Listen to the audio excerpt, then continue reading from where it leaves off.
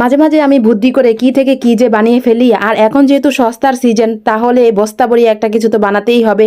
আর এই তো গাজর এখন এতটা সস্তা যে ভাবলাম যে গাজর দিয়ে কি বানানো যায়। তো যেই ভাবা সেই কাজ, আমি কতগুলো গাজর নিয়ে নিলাম। এখানে অনেকগুলো গাজর কেনা হয়েছে। আর গাজর এখন এতটাই মানে কম দাম, সারা বছরও কিন্তু গাজর আসলে অনেক সময় চোখেই দেখা যায় না এমন অবস্থা, তারপরে অনেক দাম দিয়ে কিনতে হয়। তো এখন যেহেতু কম দাম, ভাবলাম যে এতগুলো গাজর কি করা যায়, এখান থেকে অল্প কিছু গাজর নিয়ে নিলাম। আর গাজরগুলো ভালো করে কুচি কুচি করে নিয়েছি। তো যাই হোক, এখন আমি চুলা ধরাচ্ছি। আর এটা বানাতে বেশি সময় লাগে না, একদম কম সময়ই হয়ে যায়।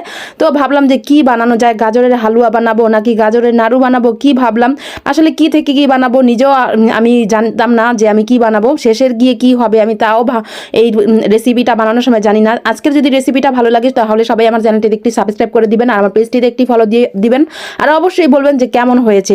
তো যাই হোক, এখানে আমি তেল আর ঘি দিয়ে দিচ্ছি। এখানে আমরা যে বানানো ঘি, হাতের বানানো ঘি, কোনো ব্র্যান্ডের ঘি ইউজ করিনি। তো যাই হোক, খাঁটি ঘি তেলের মধ্যে ঘি দিয়ে তারপরে দু টুকরো এলাচ, দারচিনি, দু টুকরো দারুচিনি দিয়ে তারপর আমি ভালো করে তেলের মধ্যে গরম করে নিয়েছি। তারপর আমি গাজরগুলো দিয়ে দিচ্ছি। তারপর গাজরগুলো দিয়ে এখানে আমি চালের গুঁড়ো দিয়ে দিচ্ছি।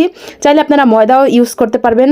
তো আমি চালের গুঁড়ো দিয়ে ভালো করে নেড়ে চিড়ে এখন একটু আমি দুধ দিয়ে দিব। গুঁড়ো দুধ দিলে এটা স্বাদটাই পাল্টে যাবে, গুঁড়ো দুধ দিলে কিন্তু একদমই ভালো লাগবে না।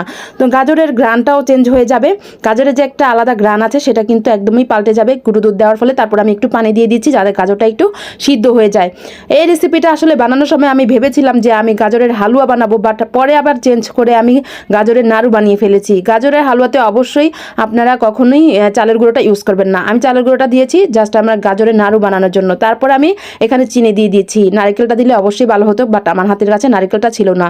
একটু লবণ দিয়েছি পরিমাণ মতো। তারপর আমি বাদাম কুচি কুচি করে রেখেছিলাম, সেই বাদামগুলো সম্পূর্ণ দিয়ে দিচ্ছি। অনেকগুলো বাদাম দিলে অনেক ভালো লাগবে, বাদাম যত দিবেন ততটাই ভালো লাগবে যখন এই নাড়ুটা আপনারা খেতে যাবেন। তারপর আমি ভালো করে এখানে নেড়ে চেড়ে দিচ্ছি। যখন কড়াই থেকে একটু উঠে উঠে যাবে, এই যে দেখতে পেরেছেন কড়াই থেকে কিন্তু অনেকটাই উঠে উঠে যাচ্ছে, তখন এটা উঠিয়ে ফেলবো আমি। তারপরে আরেকটু ভালো করে নেড়ে চেড়ে দিচ্ছি।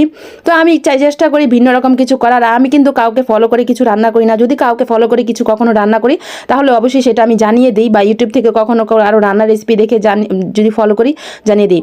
তারপরে একটু ঠান্ডা করে নিচ্ছি। এটা যখন ঠান্ডা হয়ে যাবে তখন আরও একটু শক্ত শক্ত হয়ে যাবে। তো আমি ঠান্ডার জন্য অপেক্ষা করছিলাম। তারপরে আমি গোল গোল করে দুই হাতে আমি ঘি মেখে নিয়েছি। ঘি মেখে নিয়ে আমি ভালো করে গোল গোল করে নিচ্ছি। দেখতে অনেকটা সুন্দর হয়েছে, খেতে জানি না কেমন হয়েছে, বাট আমার কাছে অনেক ভালো লেগেছে। আপনাদের কাছে কেমন লেগেছে অবশ্যই কমেন্ট করে জানাবেন।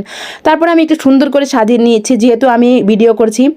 তো কেমন হয়েছে আজকের রেসিপিটি অবশ্যই কমেন্ট করে জানাবেন। চাইলে আপনারাও চট করে বুদ্ধি করে একটা না একটা রেসিপি করে বা একটা না একটা ভিডিও করে এরকম আপলোড করতে পারেন। অনেকের মাথায় নাকি ভিডিও করার মতো কোনো বুদ্ধি আসে না, কিন্তু আমি একটা চট করে বুদ্ধি করে ভিডিও করে ফেলি।